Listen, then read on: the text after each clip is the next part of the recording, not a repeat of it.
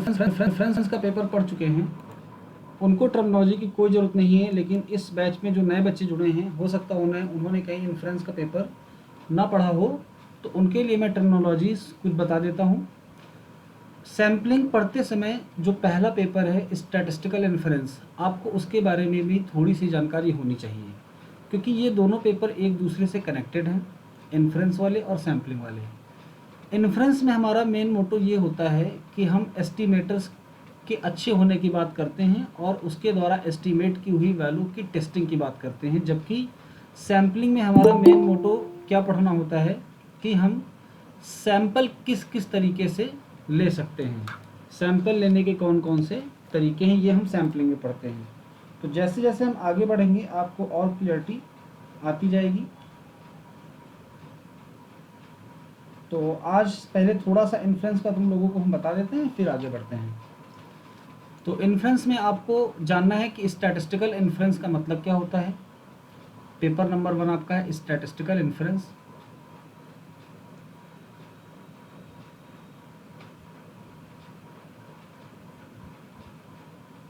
तो इन्फ्रेंस की अगर हम हिंदी देखें तो इन्फ्रेंस की हिंदी होती है अनुमान लगाना। हम किसके बारे में अनुमान लगाते हैं? पॉपुलेशन की किसी एक कैरेक्टरिस्टिक्स के बारे में। किसकी मदद से? उसके एक छोटे से पार्ट जिसको हम लोग सैंपल कहते हैं, सैंपल की मदद से। तो सैंपल की मदद से हम पॉपुलेशन की कैरेक्टरिस्टिक्स के बारे में अनुमान लगाते हैं। तो आपको एग्जांपल भी दे दें तो और अच्छा रहेगा। सपोज दैट हमको किसी एक घर में बिजली का कितना कंजम्पशन हो रहा है इसके बारे में एक इन्फ्रेंस ड्रॉ करना है इंटायर द ईयर, पूरे साल में।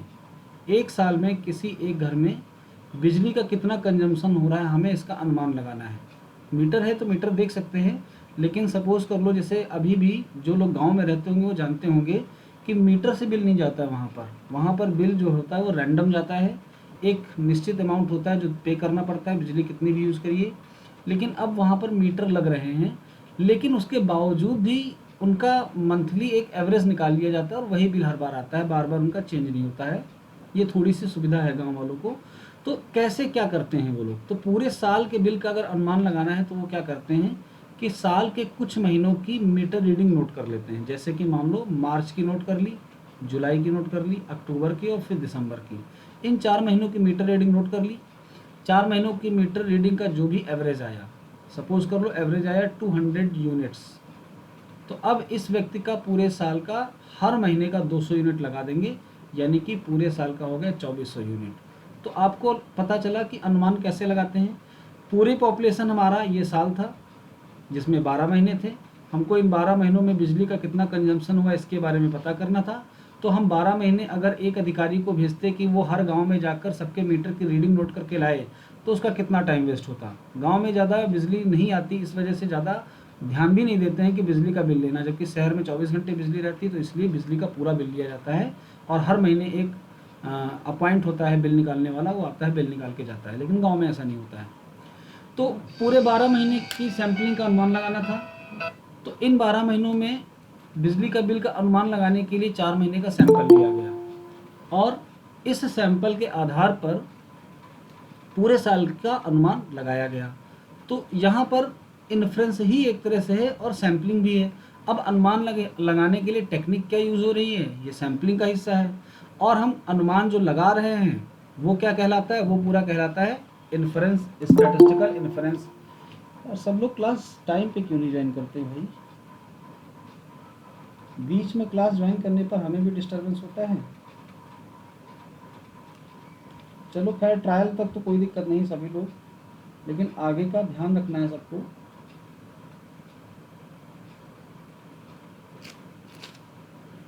कि सभी लोग क्लास को 7:05 के पहले पहले हर हाल में ज्वाइन कर लो। और पुराने बच्चे लेट हो रहे हैं, आकांक्षा लेट हुई है, नवदीप लेट हुए हैं, तो पुराने बच्चे जानते हैं कि क्लास का टाइम क्या है, इसके बाद भी लेट हो रहे हैं। चलो आगे बढ़ते हैं।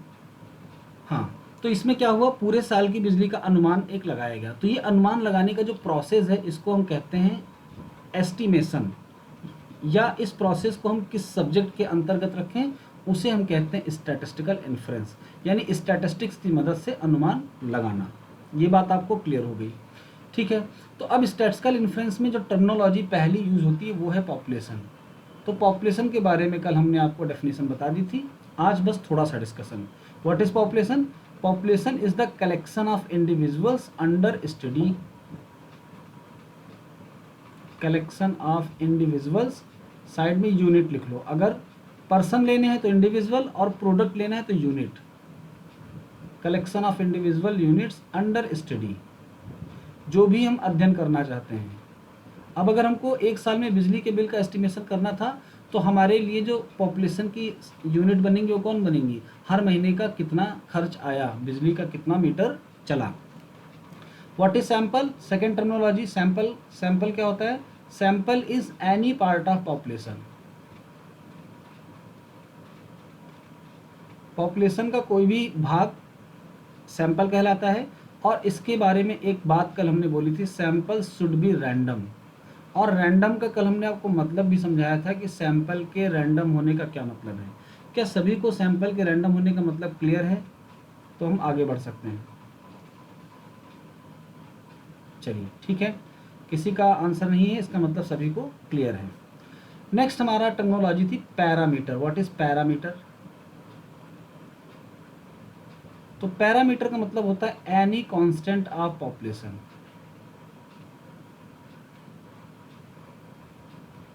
हो सकता हो जो स्टडी कर रहा हो वो ये जानना चाहता हो कि पॉपुलेशन यानी पूरे साल में एवरेज कंजम्पशन क्या है, क्योंकि यहाँ पर जो 200 निकाला था ये तो 4 महीने का था ना, ये एवरेज कंजम्पशन, वो पूरे साल का जानना चाहता है। तो पूरे साल का जानने के लिए वो मंथ के एवरेज को यूज़ करेगा।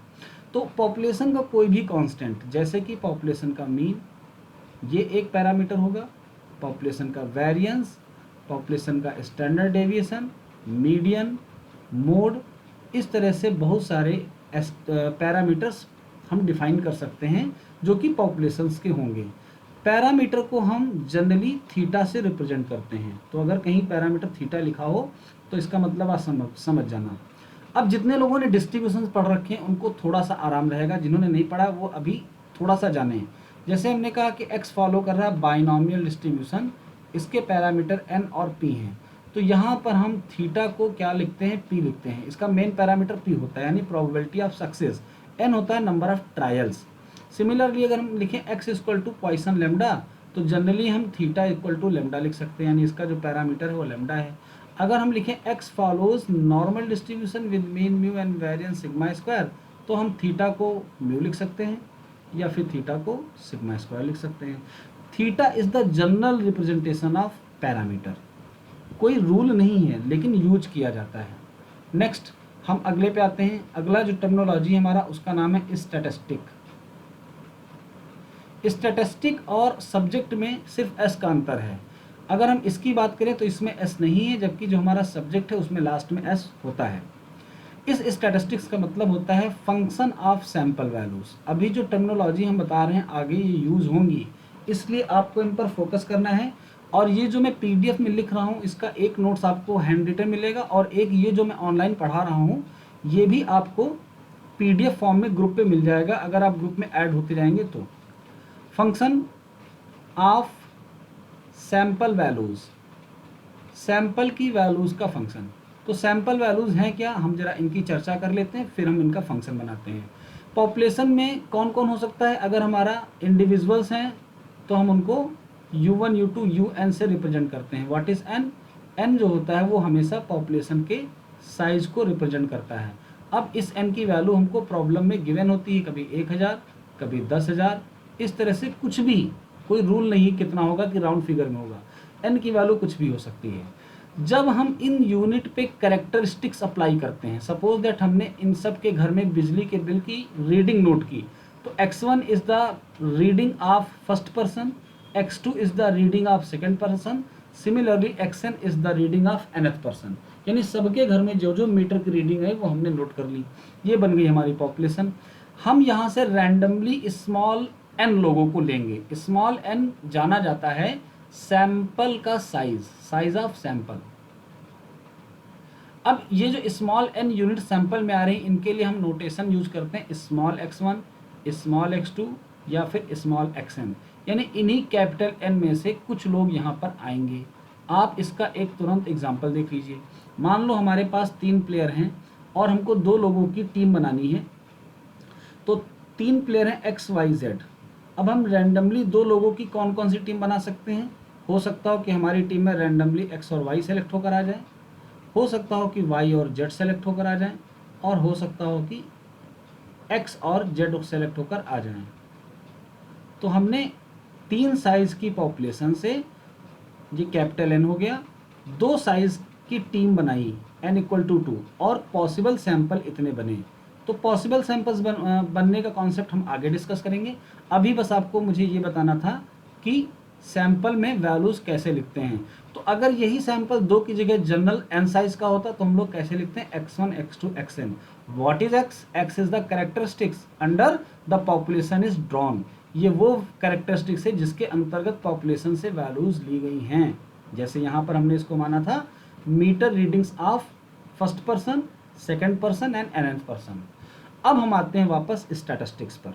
तो स्टैटिस्टिक्स के बारे में हमने लिखा फंक्शन ऑफ सैंपल वैल्यूज, यानी हमारे सैंपल की जो वैल्यूज है इनका कोई भी फंक्शन स्टैटिस्टिक्स कहलाएगा।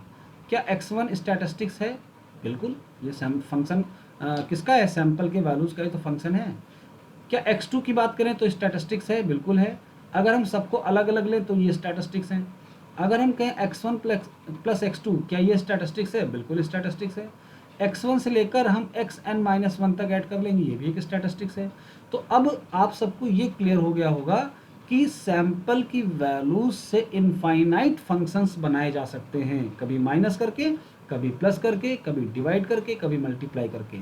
तो उनमें से कुछ ऐसे फंक्शन होते हैं जो मुख्य होते हैं, मेन होते हैं, जिनको हम नॉर्मली यूज करते हैं। जैसे कि एक सैंपल की वैल्यूज का फंक्शन है सैंपल मीन, स्मॉल एक्स बार से हम इसको डिनोट करते हैं। ठीक है।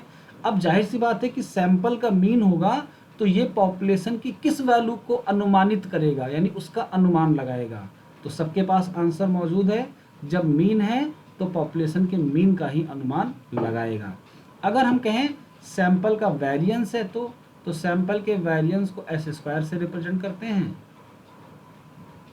और इसका फॉर्मूला होता है एक्स आई माइनस एक्स बार स्क्वायर। यहाँ पर होता है summation I going from 1 to n। Sample का वेरिएंस, क्या ये सैंपल की वैल्यूज का फंक्शन है? अगर है तो ये भी एक स्टैटिस्टिक्स है, यानी कि आपको टर्मिनोलॉजी में स्टैटिस्टिक्स के बारे में पता चल गया।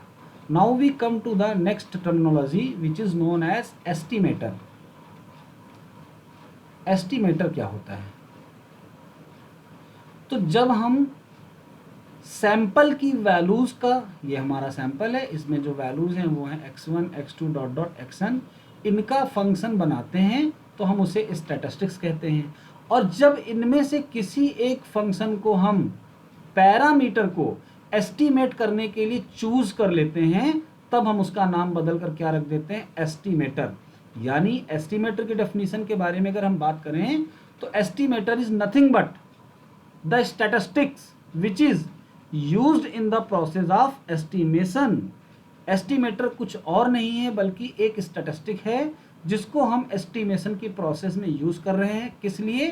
For estimating population parameter, population के पैरामीटर। अब पॉपुलेशन पैरामीटर आपको क्लियर हो चुका है, अभी अभी ऊपर बताया हमने, पॉपुलेशन का मीन, वेरिएंस। तो सपोज पॉपुलेशन के मीन को निकालने के लिए हमने सैंपल के मीन को यूज किया, तो सैंपल का मीन क्या बन गया? एस्टिमेटर। अब यहाँ पर इसी से जुड़ी एक और टर्मिनोलॉजी आती है, एस्टीमेट। What is estimate? ये क्या होता है?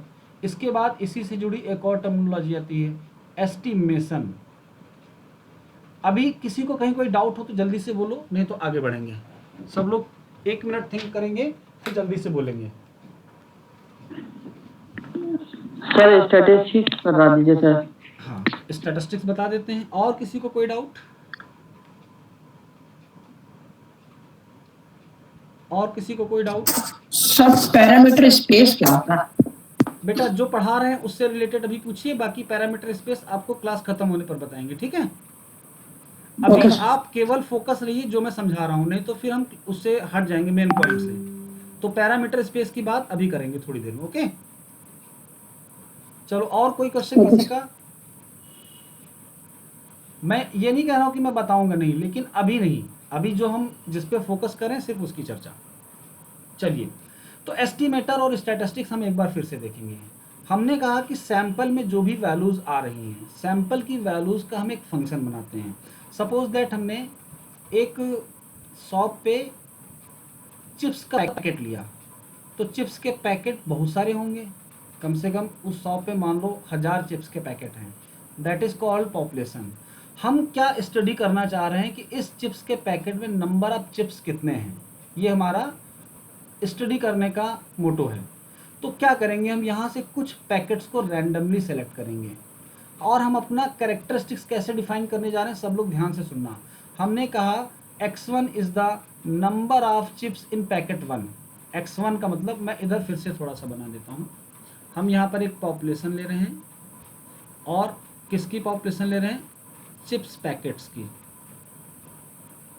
ठीक है, तो ये हमारे पास चिप्स के पैकेट्स हो गए। अब इनके नंबर आपको पता होंगे, मान लो कि कैपिटल N की वैल्यू 1000 है।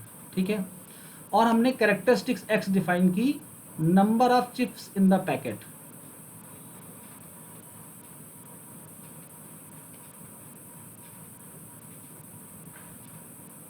फॉर एग्जाम्पल है, आप इसकी सिग्निफिकेंस की तलाश मत करिएगा, मेरा मोटो यहाँ पर आपको समझाना है। बाकी आगे आपको ऐसे बहुत से एग्जाम्पल मिलेंगे जो सिग्निफिकेंट एग्जाम्पल होंगे, जो वास्तव में रियल लाइफ में यूज होते हैं। अभी मेरा मोटो सिर्फ आपको समझाने का है। ठीक है, number of chips in the packet, ये हमने कैरेक्टरिस्टिक्स ली। अब पहले पैकेट की कैरेक्टरिस्टिक्स को हम कैसे लिखेंगे, x1 से। x1 denote the number of chips in packet number 1, x2 denote the number of chips in packet number 2। Similarly this is ith packet and this is last nth packet. सबको यहाँ पर x1 x2 xn क्या है ये clear हो गया। These are observations. वैसे तो हमारे पास ये यूनिट के फॉर्म में था, पैकेट 1 पहली यूनिट, पैकेट 2 दूसरी unit, ith packet ith unit और nth पैकेट nth यूनिट। तो इन यूनिट पे जब हम एक कैरेक्टरिस्टिक्स अप्लाई करते हैं, व्हाट इज कैरेक्टरिस्टिक्स, जिसकी भी हम स्टडी करना चाहें। यहाँ पर हम स्टडी कर रहे थे number of chips in the packet, तो हमने इनको डिफाइन कर लिया। ओके, अब हम कह रहे हैं कि हम पूरी पॉपुलेशन की स्टडी ना करके यहाँ से एक छोटा सा सैंपल लेंगे और उसकी स्टडी करने के बाद हम बता देंगे कि हमारे पूरी पॉपुलेशन में ऑन एवरेज कितने चिप्स हैं हर पैकेट में। ओके, चलिए, तो यहाँ पर स्मॉल n साइज का एक सैंपल लिया गया। सपोज कर लो 10 पैकेट, 10 पैकेट का एक सैंपल लिया गया, तो ये वो 10 पैकेट आ गए। अब इनमें से कौन से 10 पैकेट आए हैं ये किसी को नहीं पता है, क्योंकि सैंपल रैंडमली लिया गया है। हो सकता हो ये पैकेट नंबर 325 हो, जो यहाँ पर पहला पैकेट बन गया हो हमारे सैंपल में। हो सकता हो ये पैकेट नंबर 25 हो सकता हो ये 120 नंबर का पैकेट हो सकता हो ये 1000 नंबर का पैकेट हो। कोई भी पैकेट हमारे सैंपल में आ सकता है, क्योंकि हम सैंपल को रैंडमली सेलेक्ट कर रहे हैं। अब रैंडमली सेलेक्ट करने की प्रोसेस को हम थोड़े टाइम के बाद देखेंगे, आज की क्लास में या कल की क्लास में। तो आप कैसे सेलेक्ट कर रहे हो इसकी चर्चा भी मत करो, सिर्फ ये समझो कि ये है क्या। तो हम यहाँ पर डिफाइन कर रहे हैं small x1। Small x1 is the number of chips in the packet which is selected in the sample. वो पैकेट जो हमारे सैंपल में आ चुका है उसमें कितने चिप्स निकले। Okay, x2 is the number of second packet, number of chips in the second packet in the sample. दूसरा पैकेट जो भी सैंपल में आया है उसमें कितने चिप्स हैं। इस तरीके से हम जितने पैकेट सेलेक्ट किए सबके लिए x डिफाइन कर सकते हैं। अब अगर हम इसे x1 x2 xn का एक सैंपल फंक्शन बनाएं, जैसे कि हमने कहा हमारे सैंपल में औसतन कितने नंबर ऑफ चिप्स आए हैं, तो हमको क्या करना पड़ेगा, इनका एवरेज लेना पड़ेगा, यानी कि सबको जोड़कर n से डिवाइड करना पड़ेगा। अब अगर कोई एवरेज भी ना जानता हो तो जल्दी से बोल दे, अगर जानते हो तो फिर आप समझ चुके हो। What is statistics, statistics is the function of these sample values. आपको दिख रहा होगा कि ये x बार किससे मिलकर बना है, इन्हीं x1 x2 से xn से तो मिलकर बना है। इसका मतलब ये सैंपल की वैल्यूज का एक फंक्शन है। Okay, now if we use this statistics for estimating population mean capital X bar, we want to know that how the average, what is the average of population, यानी पूरी की पूरी population में packet में number of chips का average क्या है भाई, किसी में कुछ चिप्स होंगे, किसी में कुछ होंगे, सब में अलग अलग नंबर होंगे, सबको जोड़कर कैपिटल एन से डिवाइड करेंगे तब ये x बार आता है। लेकिन हम पूरा पैकेट का स्टडी नहीं कर रहे हैं, हम किसका कर रहे हैं, सैंपल का। और इस सैंपल से हम क्या करते हैं, पॉपुलेशन के मीन को एस्टिमेट करते हैं। कैसे, इसकी चर्चा आगे करेंगे। अभी के लिए ये हमारे लिए क्या बन गया, पैरामीटर जिसका हम मान निकालना चाहते थे, और ये क्या बन गया, स्टैटिस्टिक, या फिर इसको हमने अगर निकालने के लिए यूज किया तो इसी का नाम आगे चलकर क्या पड़ गया, एस्टिमेटर। क्या अब आपको स्टैटिस्टिक्स और एस्टिमेटर के बीच का डिफरेंस क्लियर हुआ? जब तक एस्टिमेशन में उसका यूज ना करें तब तक वो सिर्फ स्टैटिस्टिक्स है। If we use the statistics in the process of estimation for estimating population parameter, then we called it estimator. Clear सबको? ओके, एस्टिमेशन कुछ नहीं है बल्कि, हाँ अभी एस्टिमेट पे आते हैं, पहले इसकी चर्चा। और कोई कुछ क्वेश्चन किसी का, कोई डाउट? एस्टिमेशन कुछ नहीं है, ये प्रोसेस का नाम है, यानी जिस प्रोसेस में हम एस्टिमेटर की मदद से पैरामीटर को निकालते हैं। निकालने को इंग्लिश में कहेंगे एस्टिमेट करना। जैसे कहते हैं नहीं, एस्टिमेट करते हैं आज का प्रोजेक्टेड स्कोर इंडिया का कितना होगा, आप एस्टिमेट करिए। तो यहाँ पे क्या कर रहे हो, इंडिया के प्रीवियस मैचेस के परफॉर्मेंस को देखकर आप आज के मैच के स्कोर को एस्टिमेट कर रहे हो, प्रिडिक्ट कर रहे हो, यही वर्ड यूज करते हैं ना, एस्टिमेट करिए। तो प्रोसेस यानी एस्टिमेशन वो प्रोसेस है जिसमें हम एस्टिमेटर की मदद से एस्टिमेट करते हैं कि पैरामीटर की वैल्यू क्या होगी। क्लियर? अब अगर हम इंडिया के मैच पे एग्जांपल दें तो हम इंडिया के पिछले 20 मैच को मान लेते हैं हमारी पॉपुलेशन है। इन 20 मैचेस से हमने 5 रैंडमली मैच सेलेक्ट किए और हमने इनके स्कोर का एवरेज लिया और हमने बता दिया कि आज इंडिया का स्कोर होगा 167। क्लियर? तो ये क्या हो गया, estimation on the basis of these 4 values. Only 4 matches का सैंपल लिया और हमने पूरी पॉपुलेशन के बारे में अनुमान लगा दिया कि आज का इतना प्रोजेक्टेड स्कोर होगा। That is called estimation. Now we come to this point, estimate. What is estimate? Estimate कुछ नहीं, बस एक नोटेशन है। चलिए मान लीजिए हमारे पॉपुलेशन के मीन को हम म्यू से डिनोट कर रहे हैं और हमने पता लगाया कि इस पॉपुलेशन के मीन को हम स्मॉल x बार से निकाल सकते हैं, यानी कि सैंपल के मीन से निकाल सकते हैं। तो हम इस म्यू पे एक कैप लगाते हैं और कहते हैं x bar equal to x bar. इसका मतलब mu cap is the estimate of mu which is equal to small x bar, यानी कि म्यू को हम x बार से एस्टिमेट कर सकते हैं और इसकी एस्टिमेटेड वैल्यू को रिप्रेजेंट करते हैं कैप लगाकर। तो कैप का कॉन्सेप्ट सब लोग क्लियर करके समझ लो। एक एग्जांपल और बताते हैं। सपोज करो कि पॉपुलेशन का वेरिएंस सिग्मा स्क्वायर है और हम इसको सैंपल के वेरिएंस से एस्टिमेट करते हैं। तो हम इसको लिखेंगे सिग्मा स्क्वायर का एस्टिमेट कौन है, एस स्क्वायर। तो this value is called the estimate of sigma square which is equal to small S square and this value is called estimator. ये एस्टिमेटर है और ये एस्टीमेट है। किसका? सिग्मा स्क्वायर के कैप लगा होने का मतलब सिग्मा स्क्वायर का एस्टीमेट, और किसके थ्रू? एस स्क्वायर यानी एस्टीमेटर के थ्रू। सिमिलरली ये हमारा म्यू कैप क्या हो गया, एस्टीमेट, और ये एक्स बार क्या हो गया, एस्टीमेटर। तो एस्टीमेट और एस्टीमेटर में डिफरेंस क्लियर हुआ सबको? एग्जाम में आपके क्वेश्चन आया है what is the difference between the estimate and the estimator, और आपको पीडीएफ फाइल में आंसर मिलेगा। लिखना क्या है अभी तो आप समझ रहे हैं, और मेरे हिसाब से लिखना तो आपको तभी समझ में आएगा जब आप उसको पहले पढ़ के समझ लोगे। तो यहाँ की जो क्लास है उसमें यही मेन प्रोग्राम है कि आपको सब कुछ समझना है अच्छे से। तो टर्मिनोलॉजी में हमने क्या क्या देखा, फिर से एक बार। सबसे पहले हमने देखा व्हाट इज पॉपुलेशन, तो सबको क्लियर हो गया। Population is the collection of individual और यूनिट्स अंडर स्टडी। कोई किसी को डाउट तो बोले, अदरवाइज आगे बढ़ते हैं। What is sample? Sample is any part of population. Sample should be random. Sample random क्यों है इसकी चर्चा हम कल कर चुके हैं। Okay. Parameter, what is parameter? Parameter is the any constant of population which we want to estimate, जिसको हम निकालना चाहते हैं, अनुमान लगाना चाहते हैं उसके बारे में। हम उसका स्टडी क्यों नहीं कर लेते हैं? क्योंकि पॉपुलेशन बहुत बड़ी है और कल हम इसकी चर्चा कर चुके हैं। अगर हम पूरे पॉपुलेशन की स्टडी करेंगे तो टाइम मनी ये सब ज़्यादा लगेगा, एक्यूरेसी कम हो जाएगी, मैन पावर ज़्यादा लगेगी। तो इस वजह से हम पूरे पॉपुलेशन की स्टडी ना करके उससे एक छोटा सा भाग सैंपल लेते हैं और सैंपल की मदद से पैरामीटर के बारे में अनुमान लगाते हैं। The whole process is known as statistical inference. ये स्टैटिस्टिकल इन्फ्रेंस है। अब यहाँ पर मेन मोटो है कि हम जो सैंपल ले रहे हैं उसको लेने का तरीका क्या है, ये कहलाता है sampling. Sampling is the process of drawing the sample from the population. Sampling एक प्रक्रिया है जिसमें हम पॉपुलेशन से सैंपल को निकालने का एक तरीका सीखते हैं। ओके। पैरामीटर के बाद statistics. What is statistics? Statistics is the function of sample values. हमने आपको पॉपुलेशन की values x1 x2 xn capital से और सैंपल की values small x1 x2 xn से रिप्रेजेंट करते हैं, ये भी बताया।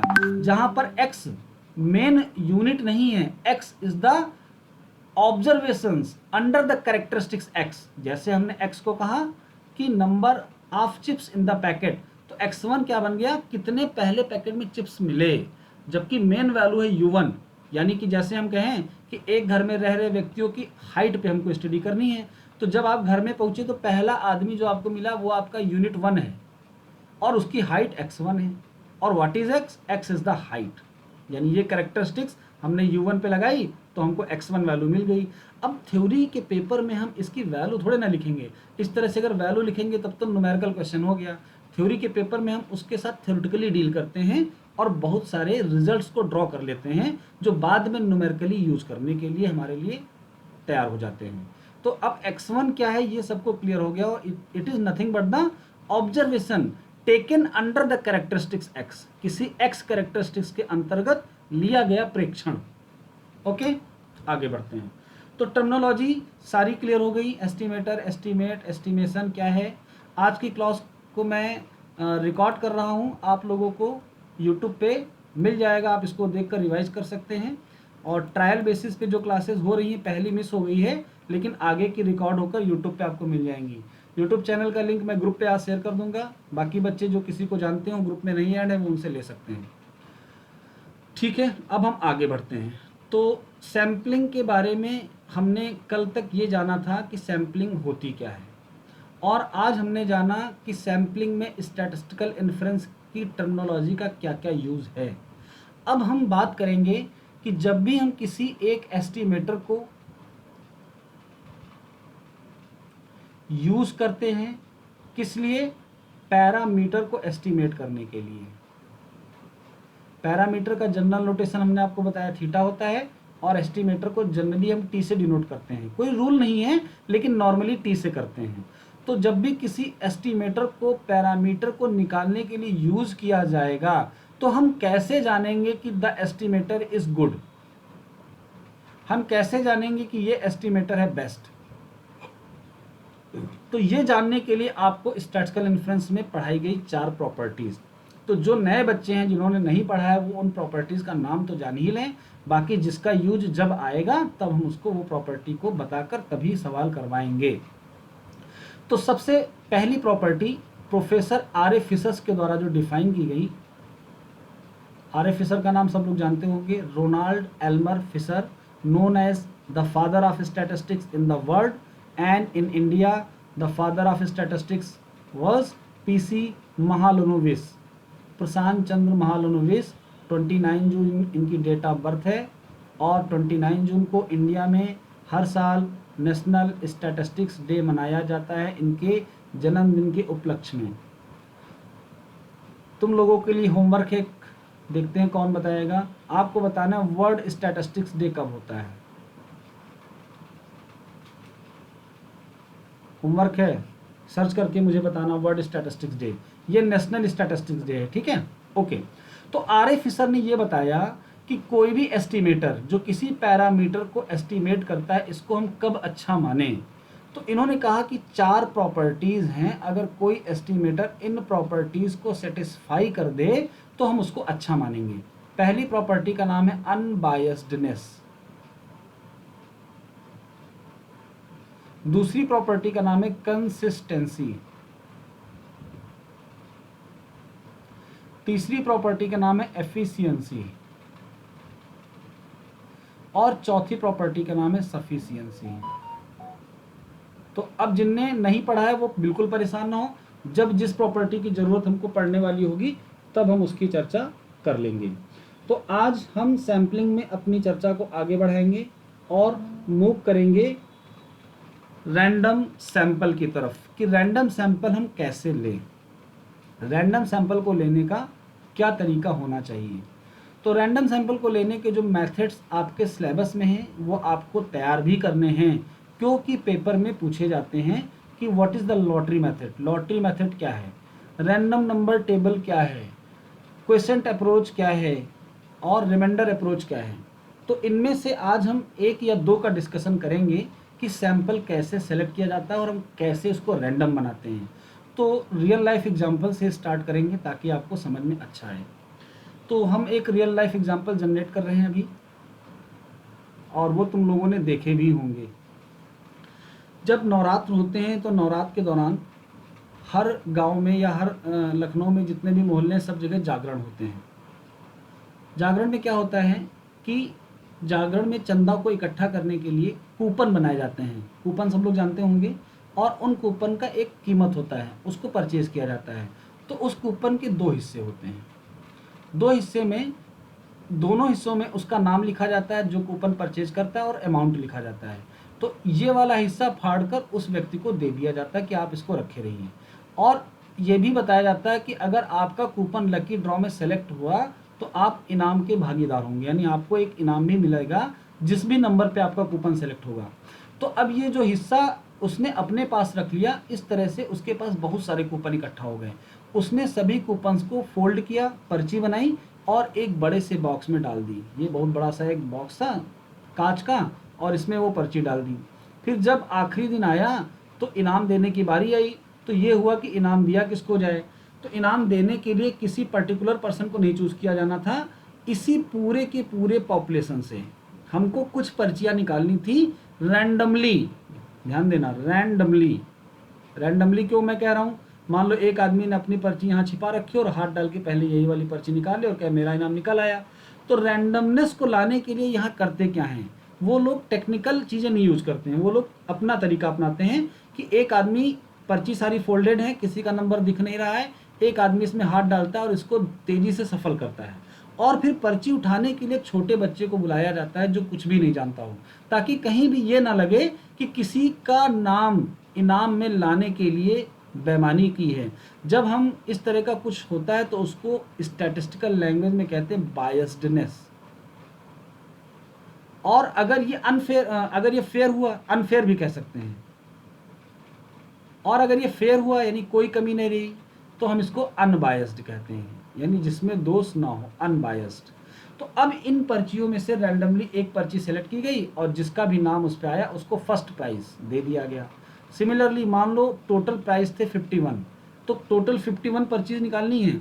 अब जिस पर्ची को एक बार निकालेंगे क्या इसको वापस इसमें हम डालेंगे बॉक्स में, तो इसका भी एक नाम है स्टैटिस्टिक्स में, इसको कहते हैं विदाउट रिप्लेसमेंट।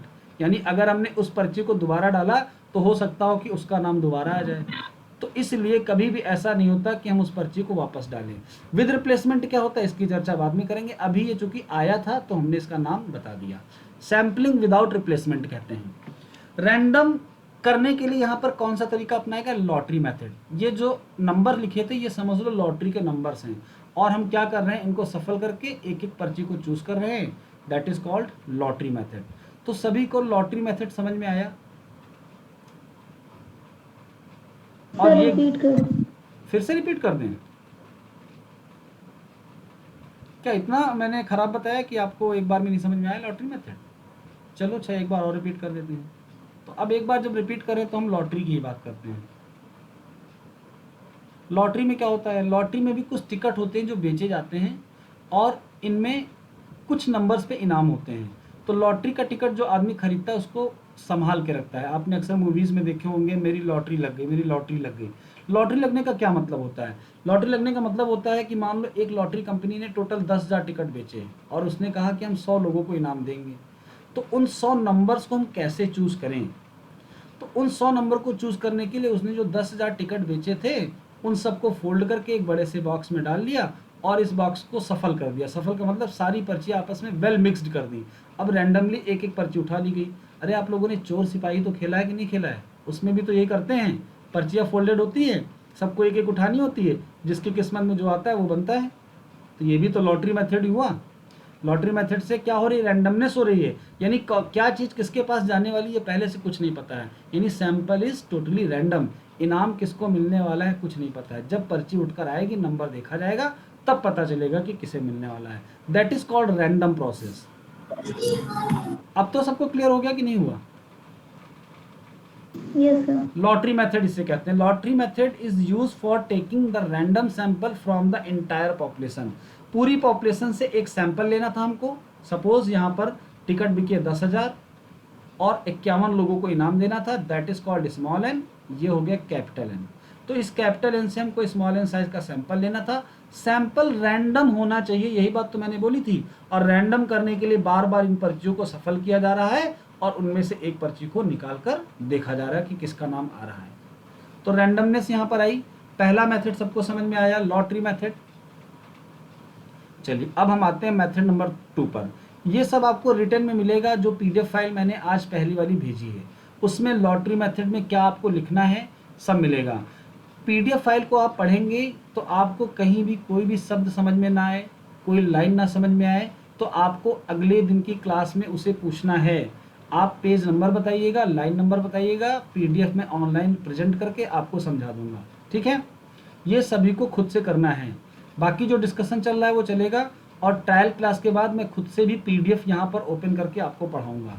अभी ट्रायल क्लास पे केवल मेरा फोकस समझाने पे ज़्यादा है। ओके, ठीक है। सेकेंड मेथड को हम कहते हैं रैंडम नंबर टेबल मेथड। अब रैंडम नंबर टेबल मेथड होता क्या है, इसके लिए हम सबसे पहले जानेंगे कि रैंडम नंबर टेबल क्या होती है। तो मैं आप लोगों को ऑनलाइन रैंडम नंबर टेबल दिखाता हूँ। ठीक है, आप लोग बस थोड़ा सा होल्ड करेंगे, मैं आपको रैंडम नंबर टेबल दिखा रहा हूँ। पहले आप देख लीजिए टेबल क्या होती है, उसके बाद हम उसकी चर्चा कर लेंगे। ओके,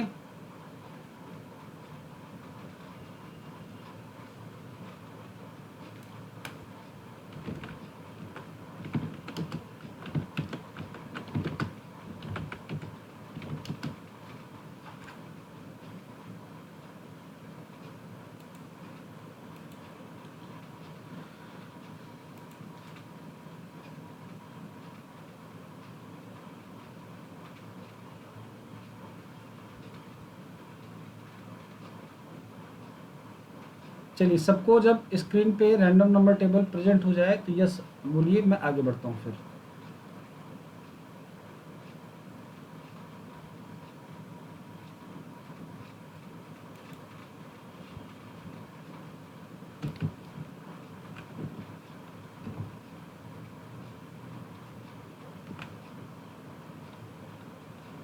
क्या सबको रैंडम डिजिट्स दिख रही हैं? यस। ओके, तो इन रैंडम नंबर डिजिट्स का यूज हम करते हैं रैंडम सैंपल को सिलेक्ट करने के लिए। तो एग्जांपल मैं आपको इधर ही करवाता हूँ स्क्रीन पे, और सब लोगों को समझना है। बाकी जो रिटन मैटर है वो आपको पीडीएफ में मिलेगा। ठीक है, देखिए अब यहाँ पर मान लो कि आपकी जो पॉपुलेशन थी उसमें 90 लोग थे। ओके, 90 लोग थे और हमको इसमें से 10 लोगों को चूज करना है रैंडमली।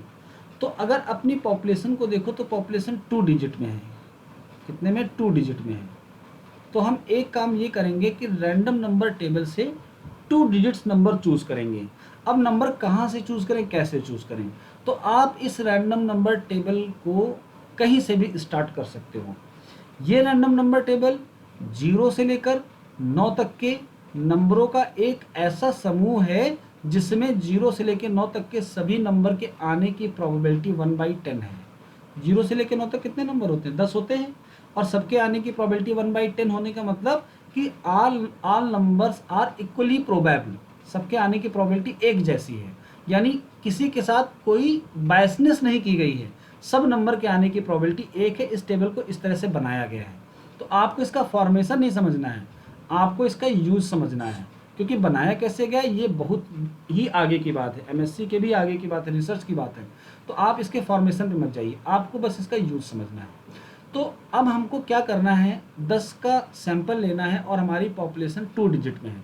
तो हम यहाँ से कहीं से भी स्टार्ट करेंगे, 2 डिजिट का एक नंबर लेंगे, लेकिन शर्त यह है कि जब कहीं से स्टार्ट करो तो फिर कंटिन्यूएशन नहीं टूटना चाहिए, फिर आप वहीं से कंटिन्यू करेंगे। अब मान लो हमने पहली वैल्यू यहाँ पे स्टार्ट की और 15 ले लिया। 15 कह रहा है कि इस सैंपल में 1 से लेकर 90 तक जो यूनिट है, जो 15वीं यूनिट है, उसको सैंपल में ले लो। 15वीं यूनिट सैंपल में आ गई। अब 15 के बाद हमको जस्ट आगे बढ़ना है, तो 83 आया, तो अब हमने 83 वाली यूनिट भी सैंपल में ले ली। इसके बाद अगर हम देखें तो 8 इधर का लो और 1 इधर का लो, 81 आया, तो 81 नंबर की यूनिट भी सैंपल में ले ली। फिर इसके बाद 68 आया, ये भी हमने सैंपल में ले ली।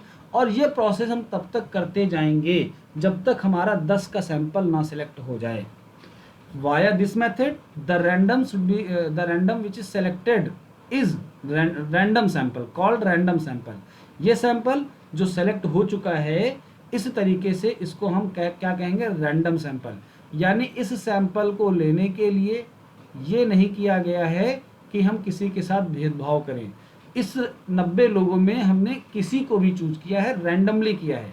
ये नहीं कि पहले के 4 लोगों को उठा लो, वो वीआईपी लोग थे इसलिए हम उनको सैंपल में जरूर लेंगे। अब आप रैंडमनेस का मतलब समझ रहे होंगे। अब मान लो कोई इस टेबल में वर्टिकली चलना चाह रहा है, हॉरिजेंटली नहीं चलना चाह रहा है, नहीं आप ऐसे नहीं चलना चाह रहे हैं, ऐसे चलना चाह रहे हैं, तो भी आप चल सकते हैं। मान लो आपने 7 से स्टार्ट किया, तो पहला नंबर आपको मिला 71, तो आप 71 नंबर की यूनिट सेलेक्ट कर लो। नेक्स्ट नंबर आपको मिला 93 नंबर का यूनिट। अब यहाँ पर एक प्रॉब्लम आई, यूनिट तो टोटल 90 है, तो 93 तो है नहीं हमारे पास, तो इसकी चर्चा अभी हम थोड़ी ही देर में करते हैं, पहले आगे का प्रोसेस।